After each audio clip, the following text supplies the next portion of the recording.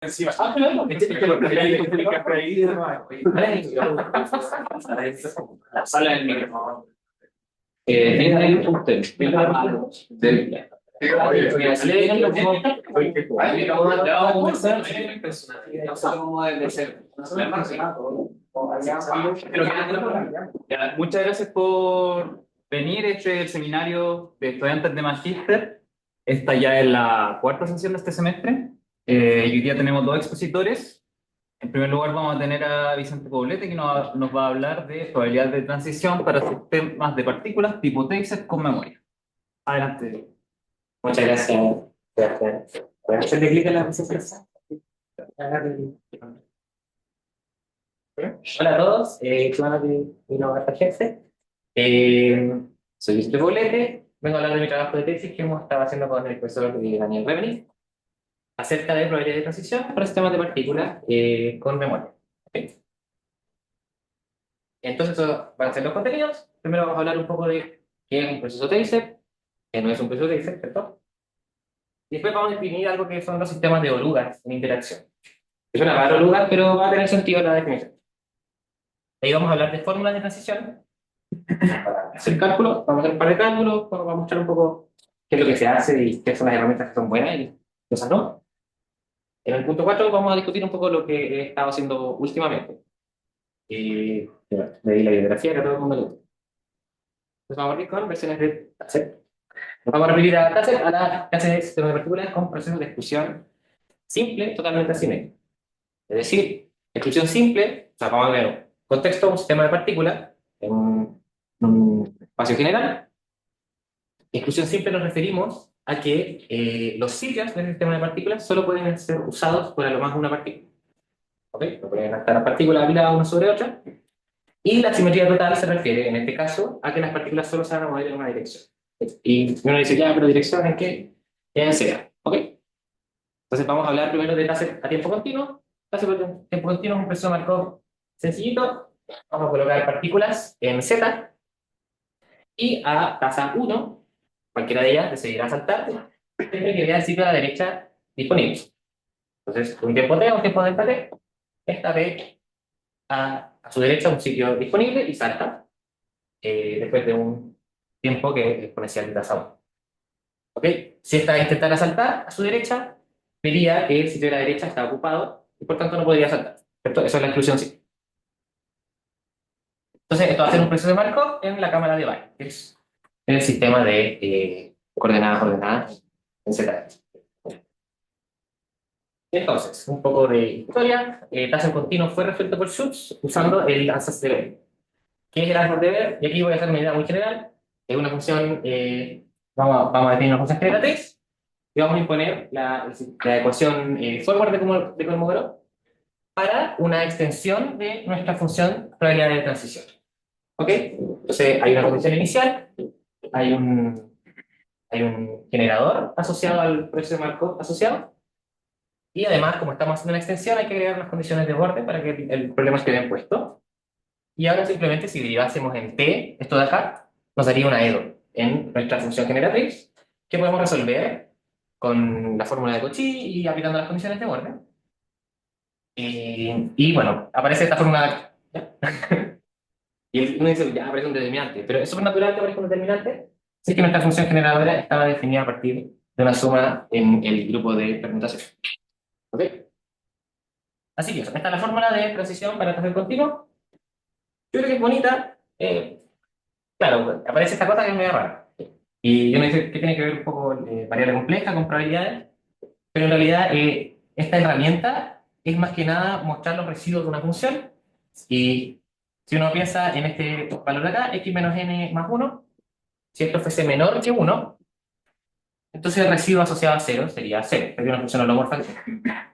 Y lo mismo acá, ¿cierto? Si esto fuese, si n fuese menor que 1, entonces lo mismo, sería holomorfa de 1 y valdría 0, ese residuo. Entonces, ¿qué estamos tratando de decir? Que estas cosas no son más que funciones por pares, ¿cierto? Porque hay ciertos valores de x y ciertos valores de n donde la cosa es 0, y ciertos valores donde vale otra cosa. Entonces, es una herramienta natural para trabajar con este concepto. Entonces, ya, definimos tasa continua y en un reloj exponencial. Ahora, ¿qué pasa si el tiempo es discreto? ¿Cómo saltan las partículas, cierto? Pueden saltar al mismo tiempo, pues, porque antes no podían, ¿cierto? Que la exponencial y la probabilidad continua, así que no sé cuándo. Entonces hay varias maneras de extender esta dinámica a tiempo discreto. Y una natural sería, bueno, teníamos una partícula más a la derecha, entonces la voy a hacer saltar de derecha a izquierda. Entonces primero esa voy a decir, ¿vas a saltar o no vas a saltar? Ya, no vas a saltar, con probabilidad 1 - 3. Ya, esta no salta. Luego le toca a la siguiente. ¿Puedes saltar? Este sitio está ocupado, no puede saltar. Listo. Después esta, ¿puedes saltar? Ves que la derecha es disponible, puedes saltar con probabilidad P. Y lo hace. Esta va a estar acá. Y después, la de la izquierda, esta, la que está en el sitio -4, decidió saltar al sitio -3. Por lo que ahora, la partícula que está en el sitio -5 va a ver este sitio disponible. Y va a poder saltar con probabilidad P. ¿Ok? Esta es la dinámica como de proceso Markov usual. Importante mencionar este movimiento de como clusters de partículas, que es admitido en este tipo de taser discreto, que le vamos a llamar secuencial. Secuencial porque estamos haciéndolo de derecha a izquierda. ¿Listo? Ya, entonces para taser discreto secuencial, también hay fórmulas de Schutz, y es súper parecida, si se dan cuenta, tienen las mismas cosas y todo. Lo único que cambia es la función acá. Ahora vamos a ver la de antes. Antes era la función e elevado a w-1 elevado a t. Y la función es q más pw elevado a t. ¿Ok? Entonces, esta fórmula como que más o menos aparecen súper parecidas. Ya, entonces, ¿qué pasa si no hubiéramos tenido una partícula más a la derecha para poder empezar nuestra secuencialidad?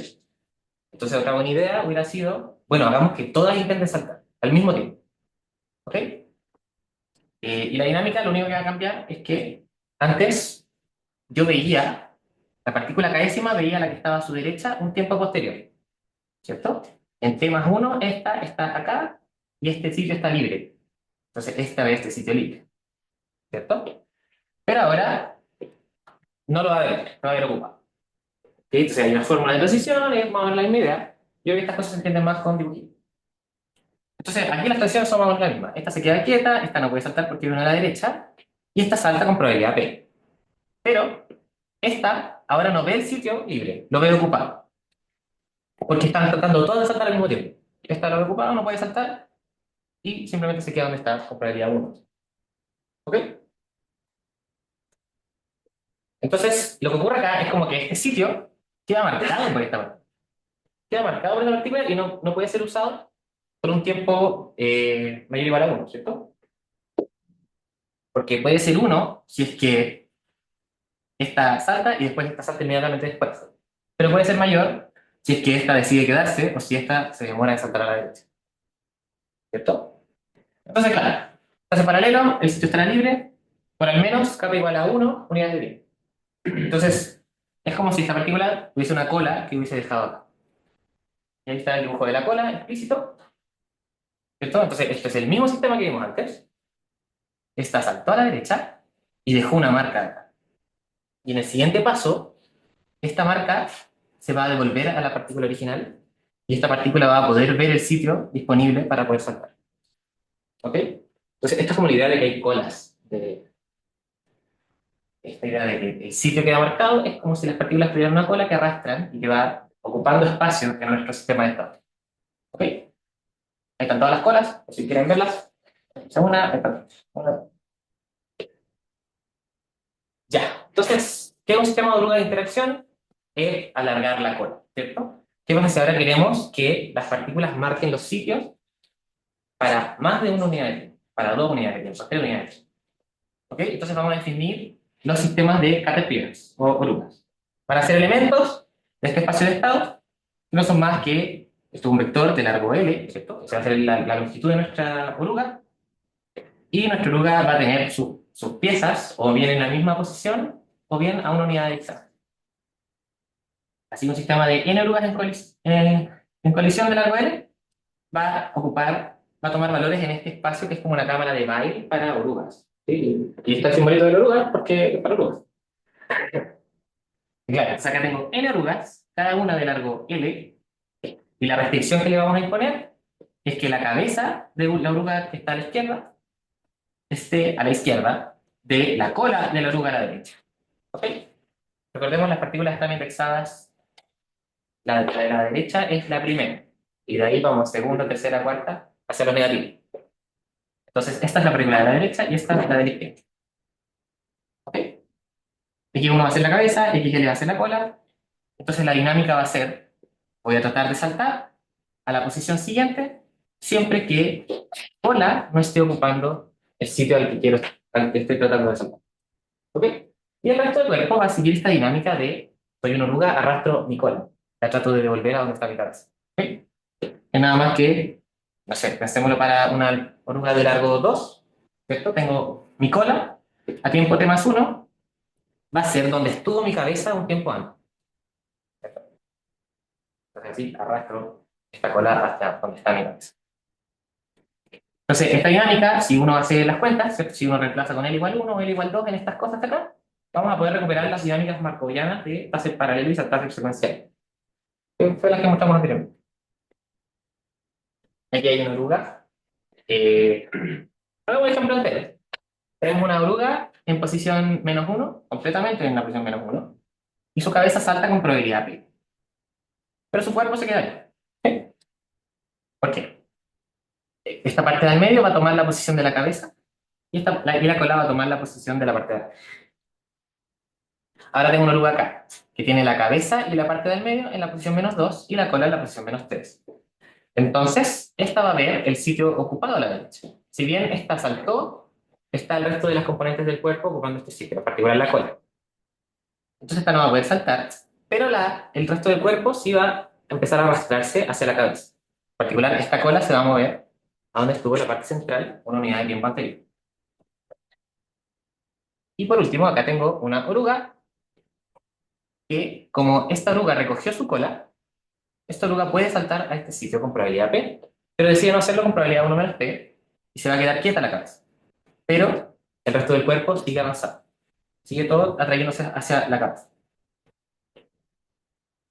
Entonces, ¿cómo hacemos un muestreo, por así decirlo, de esta oruga? Podemos empezar un taser secuencial a tiempos negativos. O sea, la primera partícula la parto a tiempo cero, la segunda a tiempo menos capa, la tercera a tiempo menos 2 capas. Y de ahí, mediante esta reindexación de taser en el tiempo, puedo encontrar un sistema de interacción de partículas, o sea, de orugas, de largo L igual a capa menos 1. Capa más 1, perdón. L igual a capa más 1. ¿Ok? Y es este dibujito de acá. No lo voy a explicar en detalle porque me toma más tiempo del que me gustaría. Eh, pero básicamente, ¿cierto? Aquí falta el tiempo 0, el eje Y es el eje temporal. Tiempo 0, -2, -4, -0. ¿Cierto? Entonces el largo, o sea, el capa es 2, el largo es 3, y encuentro las orugas de largo 3 diferidas en el tiempo. ¿Ok? ¿Algo más que explicar? Esto. Para hacer este mapeo en realidad, es súper importante que las orugas estén en esta suerte de condición inicial separada. ¿Ok? Necesitamos que las orugas estén suficientemente separadas para que nuestra condición inicial sea un vector en R, o sea, en ZN, ¿cierto? Porque nosotros definimos las orugas como objetos en ZN L, ¿cierto? Porque son N orugas que además tienen largos, tienen posiciones que pueden estar esparcidas por eso. Pero que estén en este conjunto resuelve la ambigüedad de que la posición inicial de las orugas, que estén acostadas o que estén paradas, esta estaba parada, esta estaba un poquito más acostada. Esta condición inicial permite que la condición inicial del proceso, perdón, que la dinámica del proceso no se vea afectada por la posición del resto del cuerpo, solo por la cabeza. ¿Ok? Entonces esto funciona en parte porque están suficientemente separaditas y eso es malo. Pero ya vamos a hablar un poco de por qué eso es malo y por qué nos gustaría que no fuera así. Entonces, acá hay más fórmulas y, bueno, son cosas medio entretenidas y medio duras. Esta es una fórmula para el proceso secuencial, es un resultado bien general. Podemos preguntarnos a un vector de tiempos, podemos preguntarnos a un vector de partículas, si llegan a la derecha de una barrera, ¿cierto? Dado una condición inicial. Podemos preguntarnos la probabilidad de ser esto. Y el resultado este de Remenick y Matetsky es que esta fórmula está dada por un determinante, es una convolución de estos operadores chi con el kernel que está definido acá. Entonces, es una larga historia de cómo se definen estos kernels que lamentablemente no voy a poder contar en esta ocasión. Pero sí les voy a mostrar la fórmula, que son... ya aproveché que las tenía marcadas y bueno, y ya, las puedo ver. Ahí se entiende un poco. Para que se entienda un poco. Entonces, esta es la suma, este término de acá, es esta cosa. Y este kernel es este amigo. Sí. Ya, entonces esta fórmula es buena. Es buena. Pero el problema es que nuestra condición inicial está restringida a que las orugas estén súper separadas. ¿Ok? Y eso es malo porque en la literatura, varios de los resultados, por ejemplo, con respecto al rescalado KPZ, se han hecho para condiciones iniciales que están juntas o que son periódicas. Esas condiciones iniciales, por lo general, se escapan de esta restricción. Por lo que nos gustaría un resultado que tomase condición inicial, por ejemplo, cero, ¿cierto? Que es como todas las partículas, la mitad del espacio lleno de partículas y la otra mitad del espacio vacío. Y eso fue el primer resultado que hicimos en la tesis. Llegar a esa fórmula, que más o menos lo metíamos en el computador y decía, ya, la fórmula funciona, tiene que funcionar, hay que ver cómo. Y la técnica que hicimos fue súper similar a la anterior. Hicimos un mapeo entre un taser de condición inicial step y un sistema de orugas de condición inicial step. ¿Ok? Una manera de samplear orugas de condición inicial step a partir de algo que conocemos, ¿cierto? Que es taser, que conocemos todas las formas. Entonces probamos igualdad de distribución. La demostración de este igualdad de distribución depende bastante en que las orugas partan todas juntas. Eso es un problema porque significa que todo este trabajo que hicimos no funciona para, por ejemplo, el caso periódico. Pero al menos funciona para este caso, que era igual importante. Ya, y aquí, bueno, un poco cómo demostramos lo que seguía. Básicamente, bueno, me cargo un poquito. Definimos una función FA que toma tiempos, el kappa que tiene asociado a la longitud de las orugas y las partículas a las cuales le estamos preguntando dónde están. Y nos damos cuenta que esta probabilidad, gracias al coupling anterior, sigue este tipo de rescalado. Por lo que, si esta fórmula sigue el mismo tipo de rescalado, entonces podemos recuperar la fórmula de Taylor. ¿Sí? Eh, Porque podemos devolvernos, o sea, esto tiene el rescalado en tasa secuencial, y podemos devolvernos de secuencial a orugas de largo kappa igual a L más 1. No, L menos 1. L igual a kappa más 1. Ahí. Bueno, y eso es el rescalado que trabajamos, que es una matraca intensa, pero bien gratificante, porque resultó al final del teorema, que es que la fórmula vale para tiempos mayores a kappa n-1, porque para esos tiempos se tenía el coupling anterior. Y ya el resto es exactamente la misma fórmula anterior. Eso fue el trabajo que hicimos con Daniel, sobre todo en la primera mitad del semestre, y ahora hemos estado trabajando en los siguientes tópicos, asociados también a temas de memoria, de partículas con memoria. Primero, lo que les explicaba, las condiciones iniciales, nos interesa un poco más generalizar este argumento, pero cuando las orugas parten separadas es un poco más complicado. En particular, obtenemos como combinaciones convexas de determinantes, lo cual no tiene mucho sentido porque los determinantes son multilineales, entonces no podemos llegar y juntarlos. Eso es un poco más difícil. También estamos estudiando otro modelo de taser generalizado, que es como una interpolación entre taser secuencial y paralelo, y además ese proceso admite un rescalado para el tiempo continuo y tiene un significado en el sistema de partículas ese rescalado. Entonces, nos interesa ver si podemos obtener sistemas de partículas a tiempo continuo que también tengan esta suerte como de idea de que hay una oruga detrás, ¿cierto? Tenemos un sistema en paralelo que tiene un rescalado al continuo. Ahora, ¿qué pasa si aumentamos el kappa? Largo 2, largo 3, 4, 5. Podemos seguir viendo sistemas tiempo continuo eh, con, eh, con permanencia en los sitios. Eso estamos tratando de entender. Eso es simplemente viendo fórmula y viendo gráficos. No es tan entretenido. Y por último, estamos estudiando también rescalados tipo KPZ para sistemas de orugas. Esto ya está siendo trabajado por por Matetsky y Daniel. Nosotros también estamos, por otro lado, estudiando otro tipo de condiciones iniciales. Y la voy a dibujar porque yo creo que es interesante. Tenemos como el eje Z. Tenemos aquí una configuración de partículas de largo 1. Aquí voy a poner una barrera, que es una oruga de largo M. Esto de largo L, largo M. Y nos preguntamos como, ¿qué rescalado hay que hacer para ver algo interesante en el límite KPZ? Porque de cierta forma si rescalamos y miramos partículas acá, entonces vemos el límite KPZ usual. Si rescalamos y vemos partículas acá, entonces vemos el límite KPZ desfasado en L unidades de tiempo. Lo interesante es ver qué pasa si es que miramos interacción de esta partícula en un rescalamiento relevante. Y eso no sabemos. No sabemos, no se nos ocurre cómo hacer.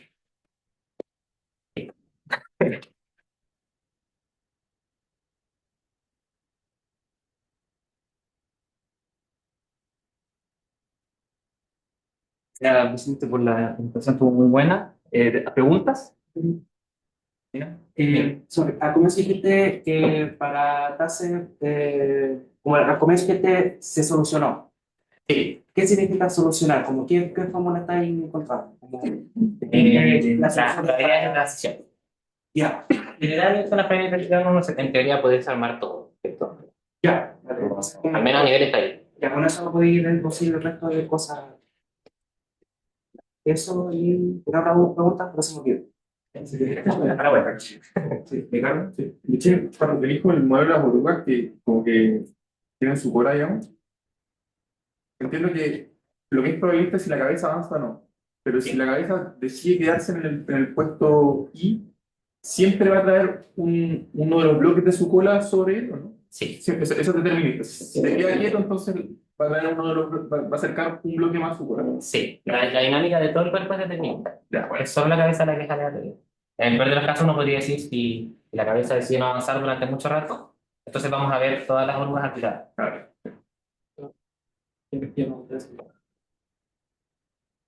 ¿Más preguntas? Como que la dinámica cuando tienes pocas oruguitas depende como de la cantidad de oruguitas que tienes, como que interactúan, ¿no? Y si esa cantidad de orugas es muy grande, parece desacoplarse en algún sentido, como tener alguna ley universal, como cada una siga una ley como por separado, como que se desacoplen en el infinito en algún sentido. A priori no. O sea, depende mucho de qué es lo que estemos mirando, ¿cierto? Porque si es tema como con infinitas partículas, por ejemplo, porque al final uno tiene que siempre pensar en tasa. Tasa, por ejemplo, con condiciones iniciales T, con infinitas partículas, entonces se tiende a la distribución estacionaria, que es la Bernoulli un medio. Ahora la pregunta es, ¿esa distribución puede depender del largo de la oruga? Yo creo que sí. Se puede llegar a una distribución estacionaria y probablemente tenga que ver como con, debe ser Bernoulli, pero como uno partido en el largo. Yo me imagino algo así. Y lo otro es que, por ejemplo, ustedes tratan de trabajar primero continuo, después discreto, y si ustedes hacen el proceso de discreto a continuo, se recupera fácil el régimen continuo, si que vean como una discretización. ¿De discreto a continuo? Sí. Sí, y eso es una consecuencia directa al menos de que si vemos al menos tasa exponencial, esto es un proceso de Bernoulli. Entonces la cantidad de saltos es binomial y admite el rescalado de binomial a exponencial, ¿cierto? Entonces, claro, se recupera naturalmente el caso continuo, ¿verdad? Y la última es que hay procesos que sean de tiempos mixtos, es decir, el régimen sea continuo, después sea discreto, después sea continuo. ¿Hay algo así? Ya, creo que Lucho estaba tratando de hacer cosas no muy distintas de lo que menciono. Yo al menos creo que lo más parecido que me imagino con este contexto de la presentación fue esto último que mencioné, este taser generalizado. Lo puedo explicar como básicamente uno tiene, no sé, acá hay dos partículas, ¿no? El sitio va a estar vacío. Esta salta con probabilidad P. Si que esa salta, entonces la que está pegada también puede saltar con probabilidad B. ¿Ok? Entonces, es cuando uno lo rescala a tiempo continuo, es súper similar. Esta salta a tasa lambda y condicional al salto, esta salta con probabilidad. O sea, hay una suerte de medida en el proceso. Eso es como lo más similar que se me imagino en esto. Ya. Así. ¿Más preguntas? ¿Sí? ¿Cómo simulas? Creo que que habéis simulado un par de estas cosas, ¿no? Sí, pero no es una simulación del proceso. Es más el cálculo de las fórmulas. Ah, ya, ya. Por ejemplo, esto la podría meter a la computadora. Porque esto es lo que explicaba al inicio de la presentación, es simplemente un cálculo de residuos. Como que ignoro los contornos, ignoro los pi, simplemente calculo el residuo en cero y el residuo en uno de cada una de las fórmulas. Ya.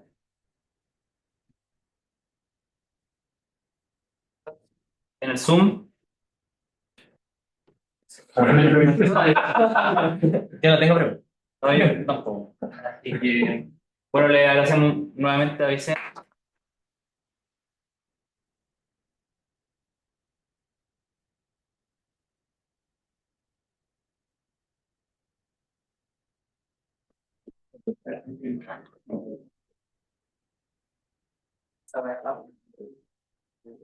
Ya.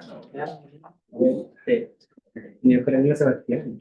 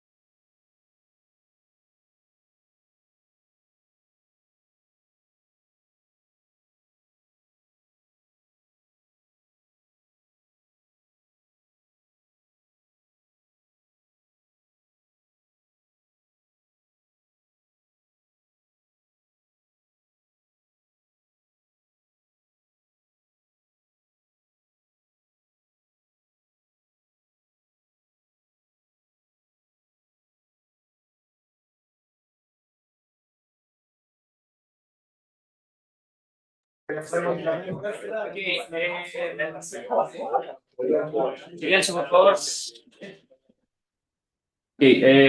Bueno, continuamos con la segunda presentación de hoy. En esta ocasión nos va a hablar Martín Berrío sobre grupos de monotomía asociados a superficies de semitraslación. Adelante.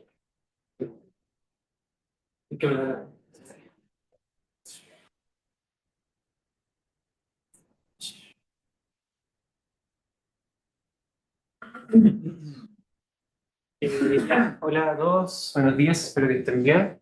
Hoy día le pongo a mi tema de tesis, que se titula Grupo de monodromía asociados a superficies de traslación o semitraslación, y espero venderles porque esta cosa es interesante, ¿ya? Entonces, vamos a ver con una cosa muy simple, ¿ya? Un problema muy difícil, muy fácil de explicar, pero que no se sabe cómo se puede resolver, ¿ya? Pues imagínense que ustedes tienen una especie de mesa de billar que en realidad es un polígono, ¿ya? Estamos todos acostumbrados a la mesa de pool que son rectangulares, pero imagínense que la cosa en realidad es un polígono cualquiera, ¿ya? Las reglas son súper simples. Si yo lanzo mi pelota blanca, la cosa choca con las paredes y las colisiones son elásticas en el sentido de que el ángulo de incidencia va a ser igual al ángulo de reflexión, ¿cierto? Entonces, son esas como reglas medias ópticas que uno aprendía en el colegio, se tiene lo mismo acá.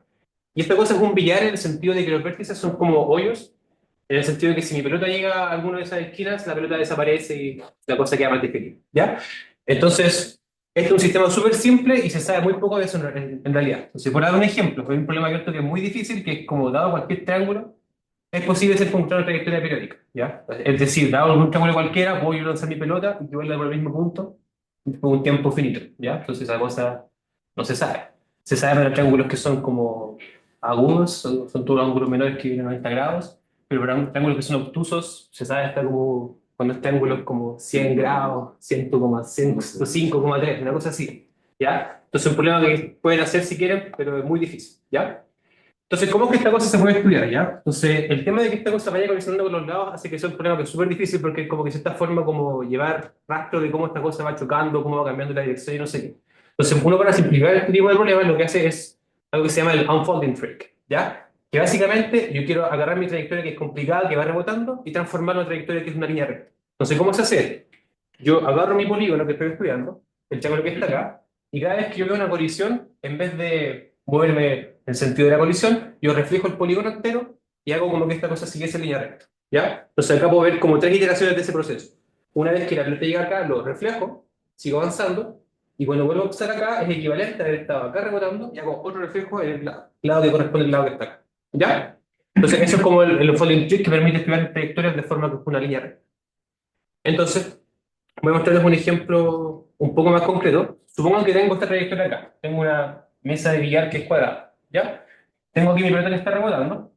Y fíjense lo que va a pasar. Si yo quiero como formalizar este unfolding trick, lo que tengo que hacer es que agarrar mi polígono, ver todas las posibles reflexiones con respecto a sus lados y de cierta forma juntarlas, ¿ya? Entonces, por ejemplo, si tengo acá mi cuadrado ABCD, tengo una reflexión que es la que está acá, una que está acá y otra que está acá. ¿Ya? Entonces yo a priori puedo seguir haciendo estas reflexiones como indefinidamente, pero fíjense que si yo reflejo este cuadrado acá y luego lo reflejo de nuevo, lo que voy a obtener es este mismo cuadrado solamente que trasladado, ¿cierto? Entonces, de esta forma, cuando yo hago estas reflexiones, hay una especie de redundancia, ¿ya? Entonces, para eliminar esa redundancia, en realidad lo que yo pienso es que este cuadrado que debería estar acá reflejado está identificado con este mediante una traslación. Entonces, ¿cuál es el punto? Si yo tengo este flujo de acá y considero hasta cuatro copias del cuadrado, tengo todas las posibles como orientaciones y esta cosa en realidad se reduce a estudiar un flujo línea recta en esta figura que está acá, ¿ya? Donde estas líneas que están acá indican que hay una identificación por traslación, ¿ya? Entonces, quizás tú lo has visto antes, esto de acá corresponde al toro, ¿lo conocen? ¿Cierto? Que básicamente tengo un cuadrado acá, yo identifico este lado que está acá con y este lado que está acá, y si uno lo usa el ojo de la mente para ver esto, básicamente lo que estoy haciendo es enrollar esta cosa acá como un cilindro y después juntarlo todo y esta cosa acá junto. ¿Ya? Entonces, en el caso del cuadrado que está acá, uno puede en realidad estudiar este flujo de billar, puede pensarlo en realidad como un flujo geodésico que se llama, en el sentido que son líneas rectas, en el toro. ¿Ya? Entonces, esa es como un poco la simplificación. Entonces, como siguiendo un poco esa línea, lo que uno quiere estudiar en realidad, lo que es una superficie de traslación, va a ser lo siguiente. Queremos estudiar ahora cualquier figura que esté formada por distintos polígonos, identificados por relaciones, y queremos estudiar con el flujo geodésico de esos polígonos. ¿Ya? Entonces, más formalmente, ¿qué va a ser una superficie de traslación?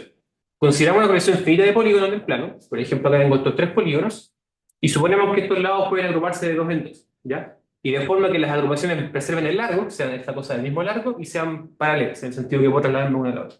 Entonces yo tengo que agarrar esta figura, hacer ciertas identificaciones, y eso va a ser una superficie de traslación. Entonces, ¿qué es lo que uno busca estudiar en este objeto? Es estudiar cómo se mueven estas pelotitas a lo largo de en línea recta, permitiendo como que de cierta forma se teletransportan de un lado a otro. ¿Ya? Entonces, Sorry, la figura original es esa L, no es un cuadrado. esta es la figura original. Ahora, dejado el mundo de los billares, aquí las cosas no rebotan, sino que estamos viendo como que hay una especie de teletransportación de los lados. Ah, ya, ya. Eso es como la diferencia. Entonces, no sé si se imaginan qué figura queda esa. Ya no es fácil, ya, pero uno puede usar el ojo de la mente o la característica de Doppler para probar que esta cosa acá es una superficie de género 2, ¿ya? Entonces, un breve recuerdo de lo que es el género. Recuerden que si ustedes tienen una superficie, y hay superficie, cualquier cosa en realidad, no estoy definiéndolo formalmente, pero el género es la cantidad de agujeros que tiene una superficie. Entonces, una superficie de género 2 sería algo que se ve de esta forma, ¿cierto? Que es como dos tonos que están unidos, ¿ya? Entonces uno puede probar que esta cosa acá tiene una superficie de género 2, ¿ya? Entonces uno podría decir como ya, entonces esta cosa no es tan interesante porque todas las superficies de relación siempre van a tener un cierto género y todas las superficies están clasificadas por su género, ¿ya? O sea, si yo de cualquier superficie va a ser homomorfa alguna de estas por alguna cantidad finita de género, siempre que sea compacta, etcétera. Pero en realidad lo que pasa es que acá hay un poco más de estructura, porque como esta cosa viene del plano, esta cosa localmente se va a hacer un plano, entonces hay cierta forma una métrica riemanniana plana, si quieren, salvo unos pequeños detalles. Y el detalle es el siguiente. Entonces, fíjense que si ustedes viviesen esta superficie y se diesen una vuelta alrededor de un vértice, verían algo muy extraño, ¿ya? Entonces, primero notar que si yo tengo la figura que está acá y yo hago todas las identificaciones, ustedes pueden seguir el juego y ver que todos los vértices van a ser el mismo, un único vértice, ¿ya? O sea, en el cociente, en este espacio topológico que está cocientado, todas estas cosas se identifican. Entonces yo puedo, en mi superficie que está abajo, ¿cierto? Yo puedo darme una vuelta en torno a ese punto y ver qué es lo que pasa. Y ahí resulta que si no doy la vuelta, voy a estar dando una vuelta y me doy cuenta que voy a demorar un poco más de lo que debe llegar en volver al punto en el que partí. ¿Qué significa precisamente? Entonces hagamos el ejercicio. Supongamos que yo parto acá, ¿ya? Empiezo a girar, aparezco acá, empiezo a girar, aparezco acá, acá y aquí ya me doy una vuelta.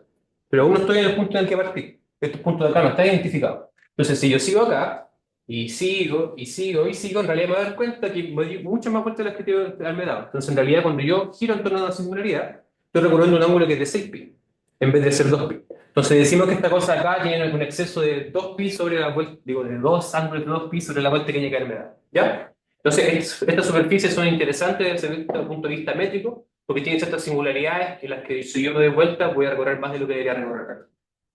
Y de hecho, estas singularidades de cierta forma son súper controladas. Uno puede probar lo siguiente, uno puede probar que si tengo las singularidades cónicas, ya, primero, uno puede probar que cualquier vuelta que yo me doy tiene que ser un múltiplo de 2π, ¿ya? Porque vuelvo a donde mismo y son todas relaciones. Y uno puede probar entonces que las singularidades son de esta forma, donde cada uno entero mayor que uno, ¿ya? Porque si fuese cero sería como no singularidad. Entonces uno agarra todas las singularidades, mira todos estos K, y uno puede probar que si estas cosas las suman, da justamente el género de la superficie, ¿ya? Digo, 2 género menos 2, donde GM es el género de la superficie. Entonces hay una cierta cosa como una especie de combinatoria, en el que el género de una superficie me va a determinar cuáles son las posibles singularidades que yo puedo tener, y en base a eso vamos a ver que uno puede definir ciertas cositas. Entonces, ¿qué es lo que viene ahora? Ya, entonces, eso es una superficie de relación, ¿ya? ¿Se entiende más o menos? Entonces, ahora hay una cosa como un poco más sofisticada, que no es tan importante, pero igual voy a mencionarlo porque sí es importante. Ya, hay una cosa que se llama una superficie de Riemann, ¿ya? Entonces, si ustedes saben lo que es una superficie, esto en realidad es una dos variedades, en el sentido de que si yo la miro de muy cerca, esta cosa va a ser parecida al plano real, ¿ya? Una superficie de Riemann, básicamente, es un espacio topológico Hausdorff con un cubrimiento abierto, tal que cada uno de esos abiertos va a ser homeomorfo a un abierto del plano, ¿ya? Entonces, localmente es el plano complejo. Ya, pero el plano y el real son complejos, son homeomorfos, ¿ya? Entonces, aquí lo que es interesante es que yo tengo unos ciertos mapeos de transición que me cambian estas coordenadas, que son holomorfos. Entonces, en realidad, eso es como pura basura. Lo único que es importante es que yo tengo una especie de superficie en el que yo puedo decir qué significa que una función sea holomorfa, ¿ya? Es como la única gracia que tiene esta cosa. Entonces uno puede llevar toda la rigidez de funciones holomorfas a superficies más complejas, como estas cosas que están acá. Por ejemplo, estos teoremas de que las cosas acotadas son constantes, la discrititud de los polos de los ceros, todas esas cosas se las pasan a este contexto. ¿Ya? Entonces, ¿y qué pasa ahora? Entonces, aquí tengo una superficie de Riemann con género topológico 2, y como yo ya les mencioné, todas las superficies de género 2 son homeomorfas. O sea, el género determina únicamente mi superficie compacta sin componentes de frontera. Pero resulta que como superficies que son de Riemann no necesariamente son iguales, ¿ya? Entonces eso es súper importante porque uno puede hablar de lo que es un moduli space de superficies de Riemann, que básicamente es una forma de mirar todas las superficies de Riemann al mismo tiempo. Entonces voy a hablarles un poco de eso más adelante. Y ahí, ¿por qué le menciono la superficie de Riemann? Porque básicamente lo que yo les describí recién, esta superficie de relación con singularidades cónicas, va a ser equivalente a una superficie de Riemann con una forma holomorfa y cero de cierto orden. Ya, entonces que una forma holomorfa no importa, no es relevante, pero hay una cierta correspondencia entre el mundo complejo analítico y el mundo de superficies de Riemann. Digo, y el mundo de superficies de relación, ¿ya? Y, y hay unas ciertas relaciones de equivalencia, pero tampoco son importantes, ¿ya?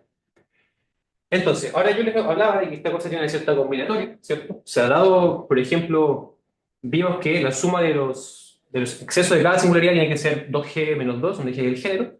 Entonces esa cosa, como ya les mencioné, restringe un poco qué singularidades pueden aparecerme en qué género, ¿ya?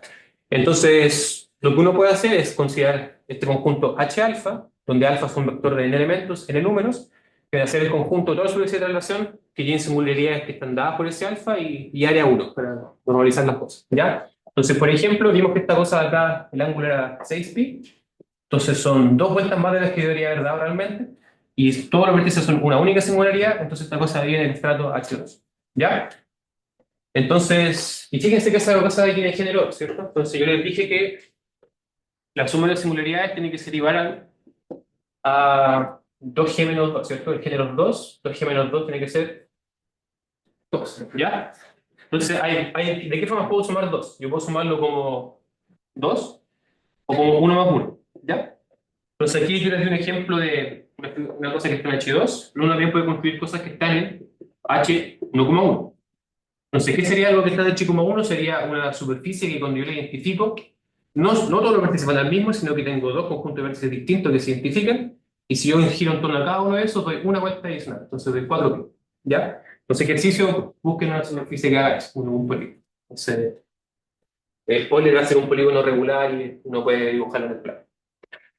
Entonces, la gracia es que esto me define lo que se llaman estratos, que son estas cosas que están aquí, que básicamente me juntan todas las superficies con la misma combinatoria. ¿Ya? Entonces, ¿cómo podemos relacionar estas cosas con el mundo complejo analítico y con nuestra filosofía como de modo? ¿Ya? Entonces, déjenme que les presente algo que se llama el mapping class group, ¿ya? Entonces, si yo tengo una superficie o un espacio topológico, es súper natural tratar de estudiar como todos sus automorfismos, en el sentido de todos los homeomorfismos de la superficie en sí misma, ¿ya? Pero el grupo de todos los homeomorfismos de la superficie es cualquier cosa, una cosa gigante. Tienes que pensar que un homeomorfismo es una cosa que es como intractable, realmente, ¿ya? Entonces, el mapping class group son los homeomorfismos que son interesantes en cierto punto, ¿ya? Entonces, miren esta figura que está acá, ¿ya? Entonces, aquí tengo una superficie de género 2, dibujé una curva como un poco para guiarme, y F es el homeomorfismo que me manda esa curva que está ahí, ¿ya? Entonces, ¿pueden verlo con el ojo de la mente? Que estos son homeomorfos, o que hay un homeomorfismo que manda esa curva en esa, ¿sí o no? Y entonces aquí hay un poco como una especie como de misconception que es un homeomorfismo, ¿ya? Entonces, la gente habla de que el homeomorfismo es una cosa que tú no puedes ni cortar ni pegar, ¿cierto? Eso es como un homeomorfismo. Agarro mi espacio topológico, lo veo de cierta forma sin cortar ni pegar. Eso es el continuo. Y se inversa continuo. Entonces, pero aquí lo que estoy diciendo yo es que si yo puedo agarrar esta superficie, este es el homeomorfismo. Yo la corto acá, hice trampa, pero fíjate. Después hago este pequeño giro en torno a una vecindad de esa frontera que me queda y después la pego de nuevo. ¿Ya? Entonces ustedes pueden decir que hice trampa porque en realidad la corté y la pegué de nuevo. ¿Ya? Pero el tema es que yo la corté y la forma en que la pegué de nuevo era exactamente la misma. Si es que doy una vuelta en 2 pi. ¿Ya? Entonces básicamente la pegué la misma. Pero fíjense que hay algo que sí es interesante. Ustedes no pueden deformar esta superficie que está acá en esta solamente como sin romperla, ¿cierto? Eso creo que es claro, ¿no? Que esta curva de acá, si no puedo deformar lo que está ahí. Entonces, ¿qué significa esta cosa de acá? Significa que este homeomorfismo, de esta forma, es un poco más interesante que el homeomorfismo que doblarlo ahí, porque el homeomorfismo que es simplemente doblar es lo que se llama una cosa que es isotópica de la identidad. Entonces, el mapping class group, ¿qué va a hacer? Va a hacer todos los homeomorfismos de una superficie que preservan la orientación, bla, bla, bla, que no son isotópicos de la identidad. O sea, son todos estos homomorfismos que son interesantes en el sentido que no se pueden obtener de agarrar tu cuestión y deformarla como continuamente, ¿ya? Porque cuando yo deformo una cosa continuamente, lo que estoy haciendo en realidad es una familia de homomorfismos que varía continuamente y eso creo que es una homotopía o una isotopía, ¿ya? No sé si se entiende el punto, ¿ya? Por ahí va un poco la cosa. ¿Ya? ¿Y para dónde va todo esto? Para varios lados, pero déjeme primero contar un poco qué pasa con este mapping. Entonces, si yo tengo una superficie o cualquier espacio topológico, yo puedo hablar de algo que se llama la homología de la superficie, ¿ya? Voy a hacer, va a ser muy falso, pero para que se entienda la idea, ¿ya? Piensen que la homología de una superficie van a ser estas curvas que están acá, ¿ya? Ya, básicamente la homología es una forma de, como de medir hoyos, y hay un cierto sentido que una superficie de género G tiene dos G hoyos, uno por cada uno de estos cachitos y uno por cada uno de estas zonas que están acá, ¿ya? Entonces la homología va a ser de cierta forma el grupo generado por estas curvas, donde lo que estoy haciendo es de cierta forma contarlas con multiplicidad, ¿ya? Entonces, por ejemplo, puedo contar 2 veces B1 menos una vez A2, bla, bla, bla. Eso es la homología, ¿ya?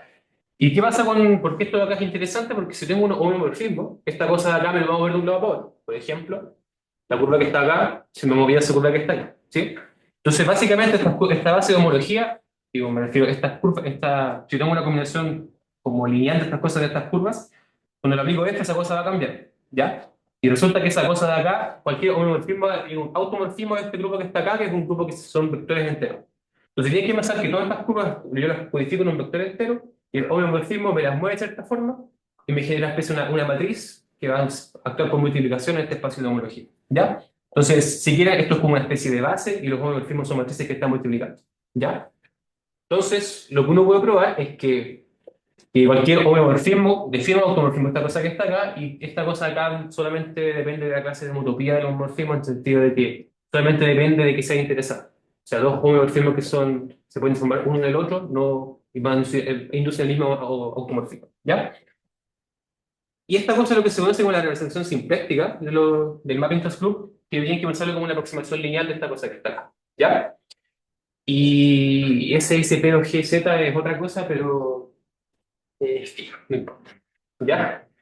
Entonces, ahora sí que voy a tratar como de explicarle cuál es el tema de tesis que es lo que quiero hacer realmente. ¿Ya? Entonces, uno puede escribir una cosa que se llama el espacio de Teichmüller, que básicamente es como, es como un espacio que incluye todas las posibles superficies de Riemann en una superficie dada, ¿ya? Entonces, básicamente son dos pares X, F, donde X es una superficie de Riemann y SG es un disomorfismo, donde SG es la superficie de género G. Entonces, es todas las formas que una superficie puede tener esta especie de estructura conforme encima, estructura compleja, ¿ya? Y me tienen que creer que el Mapping Test Group actúa en este espacio, ¿ya? Y básicamente cuando tengo un grupo que actúa de cierta forma en un espacio y puedo presentar y obtener un espacio más abajo que tiene ciertas propiedades. Y aquí hay un poco de topología por detrás, pero créanme. Y lo que es importante, sí, ahora que es que el grupo fundamental de este espacio que está acá abajo, que es el espacio de superficies del Riemann de género G, va a ser el Mapping Test Group, ¿ya? Entonces, no sé si conocen el grupo fundamental a grandes rasgos. Ya, pero es lo siguiente, ya, entonces lo explico súper corto para que se entienda la idea. Consideren R2 sin escala. Digo, sin un punto. R2, que es el plano, ¿ya? Esta cosa de acá se ve como, tengo acá el plano, tengo un punto acá, ¿cierto? Entonces la cosa acá tiene un hoyo, estamos todos de acuerdo que tiene un hoyo, tiene un agujero, ¿ya? Entonces, ¿cómo uno detecta esos hoyos? Lo que uno hace es que mira los loops, uno fija un punto cualquiera y mira loops en torno a ese hoyo, ¿ya? Entonces, ustedes me creerán, esto se puede probar bien, pero uno intuitivamente, este loop que está acá, yo no lo puedo contraer hasta ese punto sin pasar por este aquí que está aquí. Entonces, yo no puedo contraerlo manteniéndome siempre dentro de este espacio que está acá. ¿Ya? Y fíjense que me pasa lo mismo, yo puedo agarrar este loop acá y puedo agarrar ese loop que da dos vueltas. Y ese loop también tampoco puedo contraerlo a ninguno, no puedo contraerlo como al camino trivial y tampoco puedo contraerlo a un camino con una única vuelta. ¿Ya? Entonces, en realidad, cada loop va a estar únicamente determinado por la cantidad de vueltas que da. Y uno en realidad puede ver que esta cosa quiere decir que el grupo fundamental va a ser Z. ¿Ya? Entonces, la idea del grupo fundamental es justamente contar los juegos. Entonces, otra cosa que es importante. ¿Cuál creen que es el grupo fundamental del toro? Sé que hay gente que sabe, pero ¿cuánto? Esta cosa tiene dos hoyos, ¿cierto? Fíjense que si yo tomo este loop que está acá, yo no lo puedo contraer a un punto que está acá. Y lo mismo pasa si tomo este loop que está acá. Y lo mismo pasa con, en cierta forma, conseguir haciendo estas multiplicaciones, como dar más vueltas en torno a cada uno. Entonces uno en realidad prueba que el grupo fundamental de esta cosa acá es Z2. ¿Ya? ¿Y por qué esto es interesante? Porque fíjense que consideran R2. ¿Ya? Voy a hacer la conexión con lo que está ahí. Si ustedes tienen R2, ustedes pueden considerar adentro de R2, de cierta forma, como un enrejado, Z2. ¿Sí? Ya, entonces, y yo puedo hacer la siguiente identificación, R2 cocientado con Z2, que si ustedes han dado elementos, ustedes lo conocen, que básicamente digo que dos puntos son iguales si están identificados por una especie de traslación. ¿Se entiende? ¿Cierto? Básicamente puedo llegar de uno al otro, ¿ya? Entonces, si ustedes miran esta figura, me dice que este punto está identificado con este, todos están trasladados. Entonces, si uno se restringe a uno de estos cuadrados, se da cuenta de lo siguiente. Cada uno de estos puntos interiores no está relacionado con ningún otro más. Todo lo que están acá está relacionado con esto, y todo lo que están acá está relacionado con lo que están acá. Entonces, topológicamente, cuando yo miro este cociente, lo que está acá es justamente el toro de toda la vida. ¿Ya? Y fíjense que el grupo fundamental del toro es Z2. ¿Ya? Entonces, ¿qué es lo que ocurre? Acá exactamente lo mismo. Cada vez que tengo un espacio topológico, yo lo cociento por un buen grupo, voy a tener un espacio abajo cuyo grupo fundamental va a ser el grupo del cociente. Entonces, acá tengo que el espacio de cociento por el mapping class group, obtengo un espacio de módulos y superficies de Riemann, que son todas mis superficies de Riemann juntadas en un espacio, y su grupo fundamental va a ser lo que está ahí. ¿Ya? Entonces, ahora déjenme mostrarles lo que quiero estudiar. Entonces, yo le hablo de que tengo estos estratos de superficie de traslación. ¿Ya? Cada una de sus superficies de traslación en realidad es encima de la superficie de Riemann. Entonces, de esta forma yo tengo un mapa natural de una componente con ese estrato, esta superficie de Riemann que simplemente se olvida de la estructura de traslación. Solamente la miro como superficie, bueno, no es tanto eso, ¿ya? Pero básicamente lo que va a tener es que tengo unos morfismos de grupos fundamentales de esta componente conexa al grupo fundamental del espacio de módulos y superficies de Riemann, que es lo mismo que el Mapping Class Group de isomorfo Mapping Class Group, y esa cosa ahí, con la representación simpléstica, puedo verla como una especie de automorfismo, entonces yo puedo verla como matrices enteras. Entonces, toda la gracia de lo que quiero decirle es que este espacio es gigante de superficie de traslación, yo puedo verla estratificada, fijando la combinatoria, mirar las componentes conexas de esa combinatoria, y el grupo fundamental de esta cosa, para tener su topología, yo puedo representarla como un grupo de matrices enteras que hacen cierta cosa. ¿Ya? Y la imagen de ese grupo en las matrices enteras, esa es la cosa, es lo que se conoce como el grupo de monodromía, y lo que queremos hacer en la tesis es calcular esos grupos de monodromía. ¿Ya?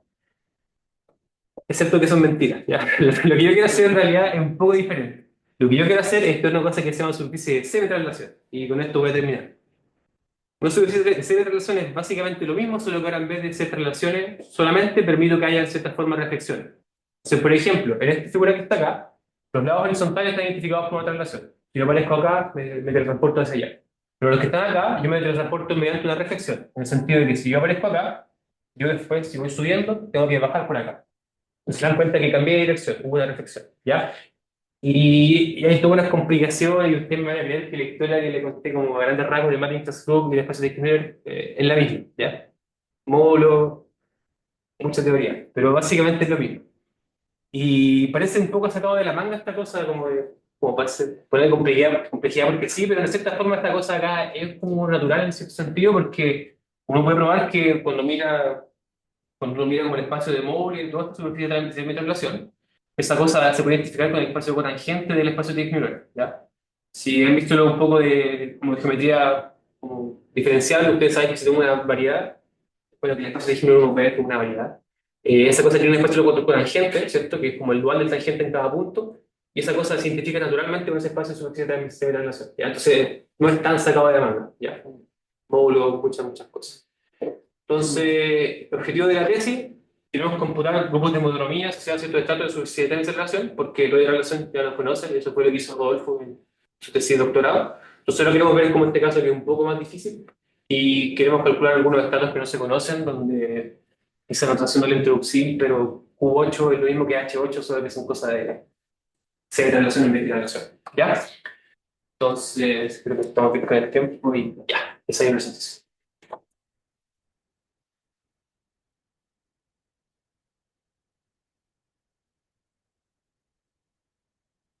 Compartir por la presentación, estuvo muy interesante.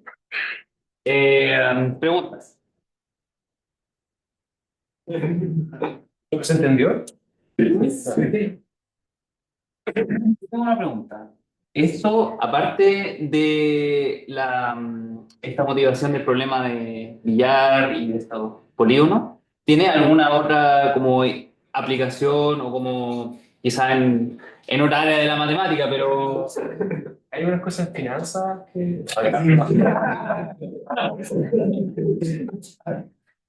Eh, así, pero es que es más complicado. Es que cuando uno tiene el espacio de Teichmüller, uno cuestiona una cosa que se llama el flujo de Teichmüller, ¿ya? Que tiene que ver con deformar tu superficie de Riemann en otra de las formas más conforme posible, ¿ya? Como todo un tema ahí, ¿ya? Y resulta que ese flujo de Teichmüller uno puede verlo en el caso concreto de superficie de traslación, una cosa que es súper simple, que es agarrar tu polígono y deformarlo en la dirección horizontal, ¿ya? Esa cosa ahí como que representa el flujo de Teichmüller. Entonces, esa cosa de teoría de Teichmüller es como interesante en sí misma porque la superficie de Riemann son interesantes en sí misma y uno trata como de estudiarlas todo al mismo tiempo y estudiar esos puestos de módulo. Pero es como una cosa de como el jerárquica que ya es lejos de las finanzas. ¿Preguntas? Ya. Cuando definiste las superficies de Riemann, no sé si es relevante que te cumplan el segundo axioma de numerabilidad. No, es que para hacer como análisis, es que hay un teorema profundo, sí, del teorema de Rado, no sé qué, que dice que cualquier superficie, si tú le pegas esas dos cosas, el tiro va a ser segundo aumental, pero una cosa profunda, no es como trivial. Y lo otro, como sé que a lo mejor no está como muy como relacionado, pero ¿hay, hay alguna como invarianza conforme como en todo esto? Sí, no sé, de hecho está súper relacionado, porque uno puede probar que tener una estructura, es que ya, si tengo una función holomorfa, esa cosa reserva los ángulos en el plano, ¿ya? Entonces, cuando tengo superficie de Riemann, eso genera mayor 22, bla, bla, bla. Eso es equivalente a tener una estructura de métrica hiperbólica en tu superficie, ¿ya? Entonces, cuando uno en realidad, uno puede tener el espacio de Teichmüller como el espacio de todas las superficies riemannianas que emiten una métrica hiperbólica, ¿ya? Entonces, análogamente, esa cosa son superficies de Riemann, pero también es como geometría hiperbólica y uno puede verlo como un módulo de ese punto de vista. Entonces, sí, está relacionado. Vale.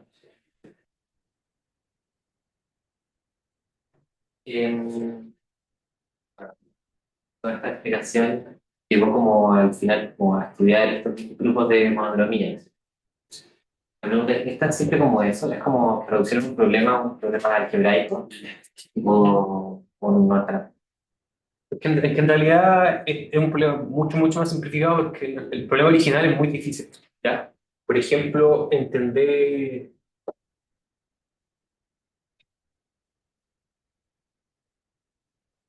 Claro, es que entender estos objetos es muy difícil. Esa es como la gran pregunta, porque tenemos este espacio que viene como estratificado, con toda su de relación, y uno quiere entender como la topología de este espacio, ¿ya? Y hacer eso es muy complicado, entonces uno lo pasa con todo este morfismo y le da un problema de álgebra lineal. Y esa es como la idea. No es que sea fácil, pero... Eso responde a la pregunta, no sé si entendí la pregunta. Sí, quizás agregando un poco como las herramientas que ocupan para calcular estos grupos de monodromía son de geometría polinomial, No, de son cosas más combinatorias en realidad. O sea, ya, hay cosas, por ejemplo, es que hay una cosa muy fea que no me gusta que se llama intercambio de intervalos. El Marco le gusta mucho. Y básicamente uno puede hacer funciones de relación, uno puede hacerle un sistema dinámico con una cosa media combinatoria, como súper compleja, pero súper bien entendida, y uno puede hacer esa cosa como hacer estos cambios. ¿Ya? Entonces, básicamente, sí se reduce a todas cosas combinatorias, por ejemplo, a cómo van cambiando esas permutaciones, no sé, ¿ya? Porque si quieren, esto es como el mundo de servicios de relaciones, como un mundo un poco como menos castigado, si quieren, que esta cosa como de Friedrich. O sea, estudiarlo a este punto, a este nivel, la cara de Friedrich es imposible. Es demasiado difícil. Entonces uno estudia estas cosas que son un poco más tangibles. Y en realidad, y esta cosa ha sido como súper fructífera en realidad más que estos espacios de Dickmüller. Por ejemplo, probaron como la ergodicidad del flujo de Dickmüller usando paradigmas. ¿Ya? Entonces, ese es como un punto de vista. Bueno, gracias. ¿Más preguntas?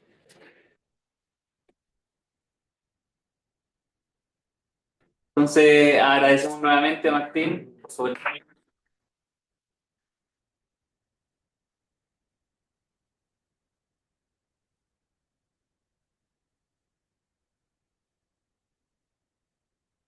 Y bueno, eso ha sido la sesión de hoy y nos vemos la próxima semana para una nueva sesión del seminario magíster. Gracias, Sergio. Gracias.